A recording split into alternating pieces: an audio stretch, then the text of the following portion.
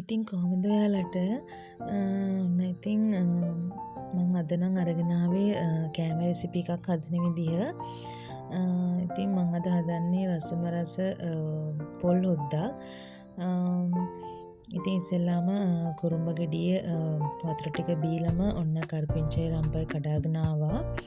ඉතින් මේ පොල් හොද්ද හදන්න අපිට සාමාන්‍යයෙන් කුරුම්බත් නැති පොලුත් නැති අතරමැද ගෙඩිය තමයි ඕනේ. කියන්නේ මදේ ගොඩක් මෙලක වෙන්නත් බෑ, පොල් වගේ හයි වෙන්නත් බෑ. ඉතින් මම අද හාල් මැස්ස දාලා තමයි හදන්නේ. ඉතින් මේක ගොඩක් ප්‍රසිද්ධ නුවර අය නුවර පොල් හදි කියලාත් කියනවනේ. ඉතින් මේක මාරම රසයි. ඉතින් අපිත් ආසයි කන්න. ඉතින් කලටි ගෙඩියක් හම්බුන නිසා උන් අද පොල් හොද්දක් හදන්න හිතුවා. ඉතින් ඉස්සෙල්ලාම මම මේ විදිහට පොල් ගෙඩියේ මදේ ගලවගත්ත පිහියෙන්. ඉතින් අර කලටි ගෙඩියක් නිසා මේක හරි ලේසියට ගලව ගන්න පුළුවන්.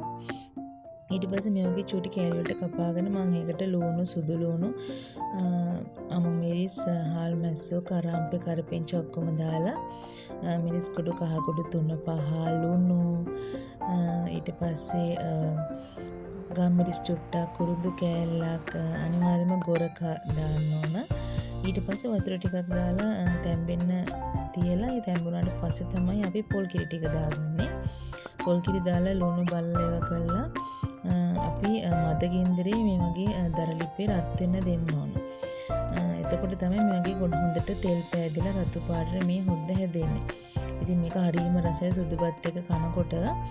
ඉතින් ඔයාලත් කලටි පොල් ගෙඩියක් හම්බුනොත් අනිවාර්යෙන් හදලා බලන්න. මේක පුදුම රසක් තියෙන කෑමක්. ඉතින් එහෙනම් අදට ගිහින් එන්නම්.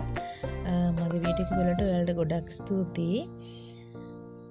සුබ දවසක් ඔයාලට.